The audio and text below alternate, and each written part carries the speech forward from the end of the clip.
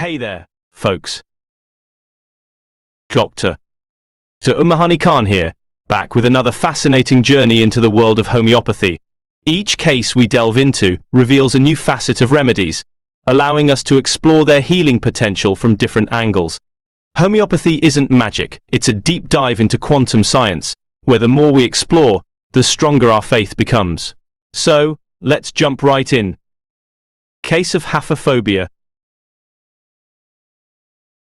2 years ago, a 25-year-old female came to me with a distressing skin condition known as idiopathic guttate hypomelanosis.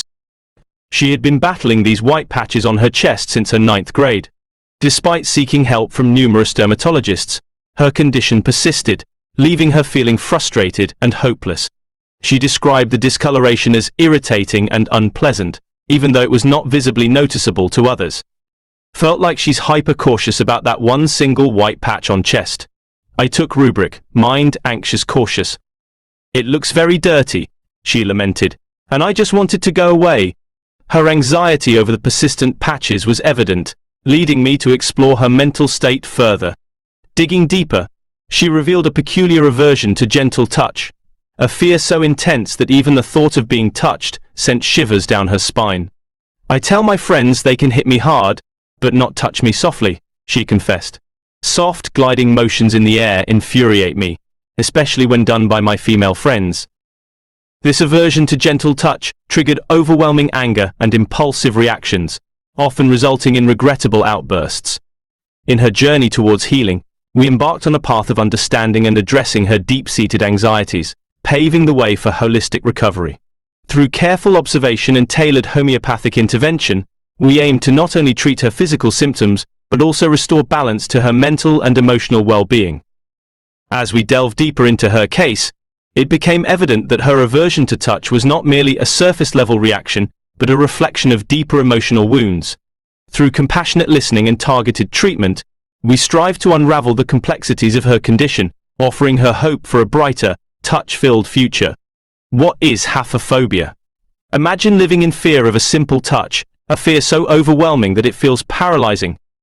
That's Haphephobia, where human touch becomes a source of dread rather than comfort. It's more than just cringing inwardly. It's a debilitating fear that can disrupt every aspect of life if left untreated. But what causes this intense fear? Researchers suggest that Haphephobia often stems from traumatic past experiences, particularly those involving physical assault or trauma. These experiences can leave deep emotional scars, making even the gentlest touch feel threatening.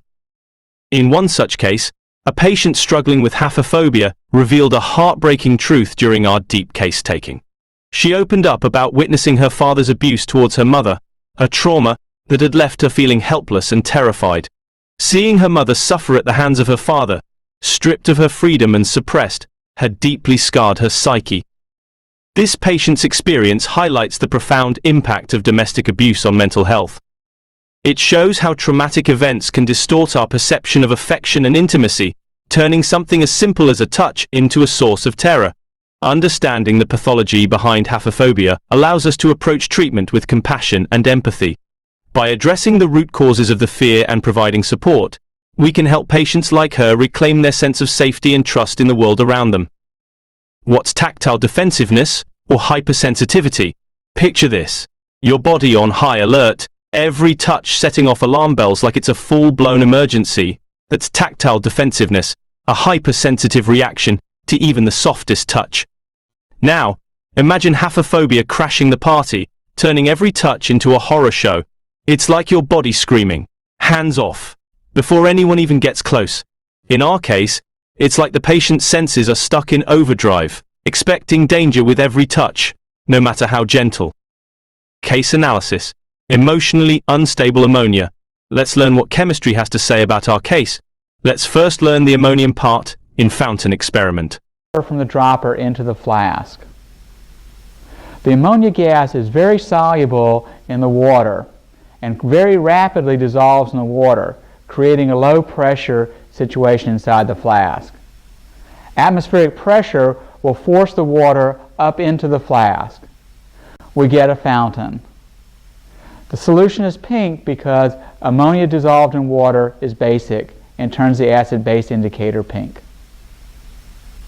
Another property of ammonia is that it's very, very soluble in water.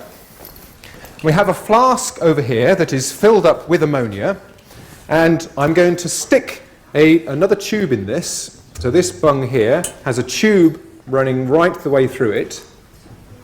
So it's open to the air, okay? But I'm going to lower this into the water here, add a little bit of extra water into the flask, okay? And the ammonia instantly dissolves in that tiny little bit of water that I squirted in. Now, as it dissolves, this reduces the pressure inside the flask, okay? Which means that more of the water is forced up the tube into the top, which of course that then dissolves the ammonia and so reduces the pressure, and so more water is forced up. And so the water is gradually squirting up into the flask here. So you can see the water gradually filling up, and this is just because the ammonia is so soluble in water. In fountain experiment. What do we learn after watching the video? Fountain represents the overwhelming response, emotions. The way ammonia is highly soluble in water is insane.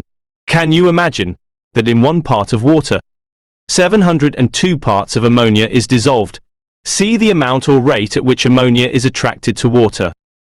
When we compare this to our case, we see how just a thought of gentle touch affection that is 1 part of water, 702 parts of ammonia is attracted and dissolved that is due to high solubility of ammonia.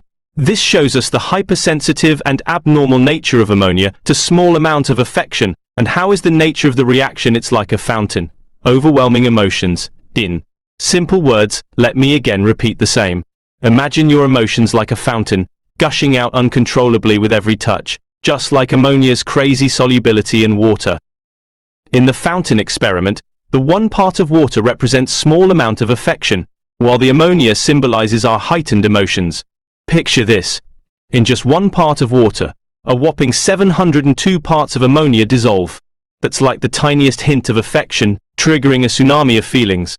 It's as if our emotions are on hyperdrive, reacting explosively to even the slightest touch. So, when we compare this to our case, we see how easily our emotions overflow, just like a fountain, with the gentlest touch. Carbon part explained. Carbon, the versatile element, dances between extremes, showcasing both softness and hardness in its allotropes. In graphite, it whispers its gentle nature, yielding to the touch with ease. Yet, in diamond, it reveals its unyielding strength, standing firm against the test of time. Just like carbon, we navigate life's complexities, balancing our vulnerabilities with our resilience. It's a reminder that within every individual lies the capacity to adapt and endure, shaping and reshaping attachments as we journey through life. How? Carbon goes in extreme to make and break strong attachments. As we wrap up this ammonium CARB case study journey, let's celebrate the incredible transformation witnessed in just a month of treatment.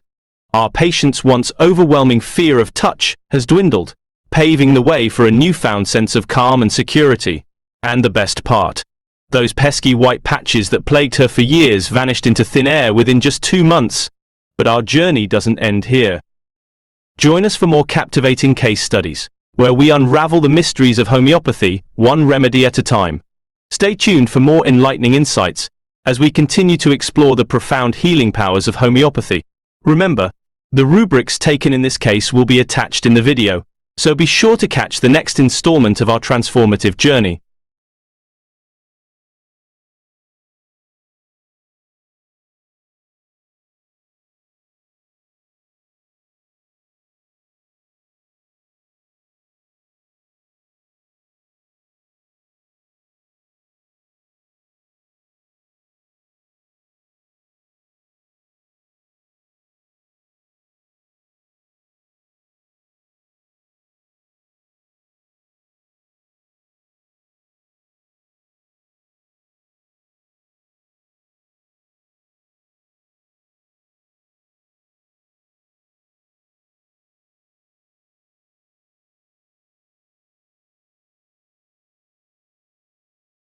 أخو أمي ببطنها كانت حامل بالشهر السابع. وأبوك وين كان؟ أبوي كان نايم. ولما صحي؟ هو مات هو وأمي. مين قتله؟ قتلوا أمي وأبوي. أخو أمي ببطنها كانت حامل بالشهر السابع. كنت بالصالون جنب ماما وهذا فجأة لما كنت أنا جنب ماما فجأوا الباب الأرضي وبعدين فجأوا الباب التاني. وأبوك وين كان؟ أبوي كان نايم. ولما صحي؟ هو مات هو وأمي. نفس اليوم؟ قدامك أنت شفت؟ قدامي. شو شفت؟ شو صار قدامك؟ طلعوهم على الممر وطخوهم قدامي. لما احنا طلعنا على الممر جابوهم وطخوهم قدامي. ولما خشوا علينا انا خشيت بالغرفة وبعدم امي وابوي بعدين رموا قنبلة من